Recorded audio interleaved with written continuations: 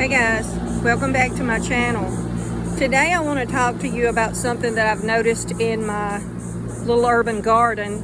I didn't just notice it today, but it just seems to be getting worse. I have been invaded by Japanese beetles. Now, they're pretty little creatures. They really are. They're pretty colors and they're small, and they do tons and tons and tons of damage. Now, I've already shaken all of them off my plants while I was watering them, so I don't know that you'll be able to see any, but what I'm going to do is turn you around and let you see a lot of the damage that they are doing, and they do not discriminate. While everything on Google says they love roses and they love this and that, they don't discriminate, because they're eating things that, well, they don't mention on Google. So let me turn you around and just give you an idea of what's going on. This is one of my blueberry bushes, and look at all those holes that are on these leaves. These Japanese beetles are just eating up everything. It's very disturbing to me. Now, ooh, is that one of them? Let's see. Let's see if we can get, nope, he left, I'm sorry.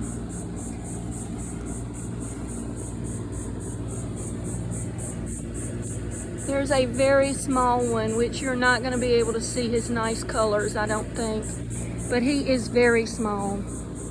And usually they come in bunches, but here's another one of my blueberry bushes.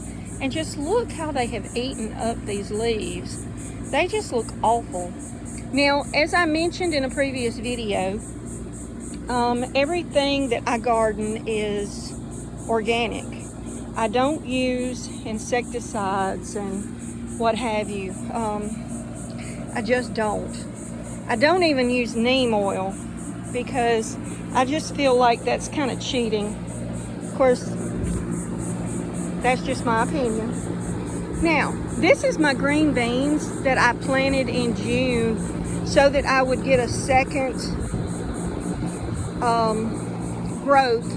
I do succession planting, and as you can see, these beans are eaten up.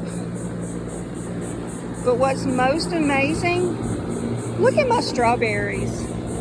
Oh yeah, they have ripped them a new one. Look at all of those lacy leaves.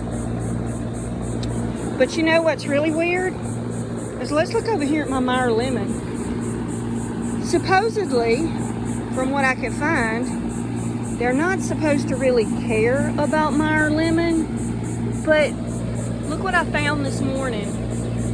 Yes, they are beginning to hit my Meyer lemon. Now that's a hibiscus tree that I brought back from almost certain death. It's still not looking great, but it looks so much better than it did. It's ridiculous. Now this right here, they don't seem to be bothering this one too much, because actually those leaves right there, that happened with some wind that we had when Cristobal came through. We had a good bit of wind and some sticks hit it, so I know what happened there.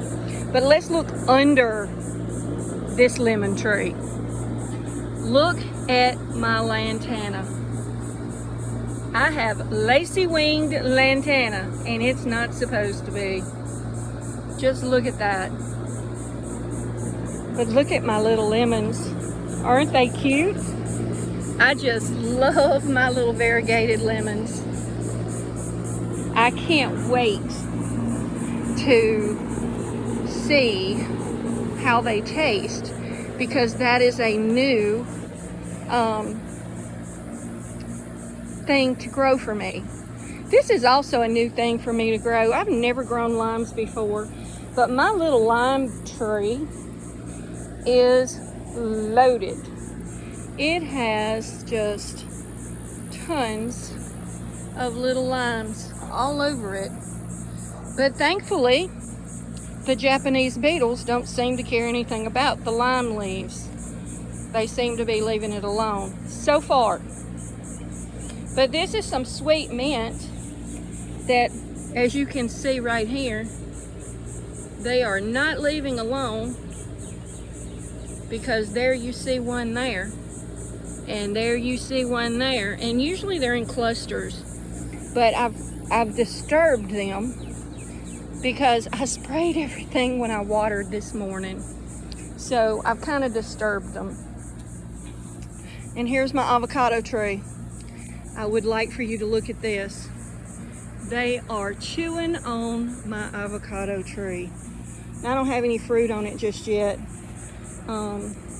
Hopefully I will get some fruit before the Japanese beetles wear it out. We can hope. They don't like the eucalyptus tree, that's for sure. There are no holes on anything over here. And there's my coleus that I grew from seed. I just love coleus, don't you? There's my biggest lemongrass right there. But I do have quite a bit of lemongrass. I have repotted some so that I can give to a couple of friends. But as you can see, I've got quite a bit. There's my little bit of lettuce that I grow because I don't eat a lot of lettuce. I eat more calorie heavy things to keep from being hungry. But I do occasionally want lettuce. And there's some more coleus. There, look at those tomatoes. Aren't those adorable? They are beginning to get a blush on them, which means it won't be long. Can you see the blush? It's gonna be good. And then of course, I have more tomatoes. Yes, I know you noticed that I had some that were not in pots, and those last two that I showed you were not in pots, but you know, sometimes you just gotta plant things in the ground. And right here, this is another succession planting. These are my zucchini that I just planted a couple of weeks ago. Hopefully they'll give me a bunch more zucchini. And here's my okra, also succession planted. As you can see, the Japanese beetles have wreaked havoc with them as well. And another beautiful blueberry plant that has a few lacy leaves. And here was my little, I got some seed packets that I didn't know what to do with. They were given to me, so I just put them in this little thing. That's my spearmint. And then there's my dill and my basil. And then I have two more blueberry bushes over here. Those are fairly new. This little spot right here, this is carrots that I just planted about a week or so ago. So hopefully I will have plenty of carrots to last me. And this is butternut squash. That's one of those winter squashes that you can just sit in the sun for a little bit and then take them inside and store them, and they just last the whole winter season if you don't eat them up first. And then here's my sweet potato plants. Now, I got a late start on my sweet potato plants, and according to when I planted them, they will be ready November 13th. According to all accounts, my first frost is November 6th. So if it starts looking like it's gonna frost November 6th, then guess what I'll be doing? You guessed it. I'll be pulling those things. There's one of my compost bins, and at first this little bin was plenty big enough, but since I have expanded my gardening efforts, it's not large enough. So I have started another compost bin over here using a method that I found on a YouTube channel by using a plastic tub. Now tomorrow, or sometime between tomorrow and Sunday, I will be coming out here to turn my compost bin, because I try to do it once a week. Here's my pineapples, or at least 2 of them anyway. They're young, they're less than a year old, so I won't be getting anything off of them this year, but that's okay. It'll be fun. All right, guys, it's been good talking to you. If you have any questions or comments about organic farming or how I do my urban farm, please don't hesitate to leave a comment in the section below. I would love to talk to anyone about urban farming. As you can see, I've got some in the ground. I've got some in pots. I'm not afraid to do it anyway. So I look forward to talking to you about organic farming. And let me know if you're having a problem with Japanese beetles or the Asian beetles. I haven't seen any Asian beetles here, but the Japanese beetles are eating me up. All right, guys, thank you for joining in, and I will talk to you later. Hey guys, I just wanted to jump on here and add a little piece of a video to let you know that things are just weird, you know?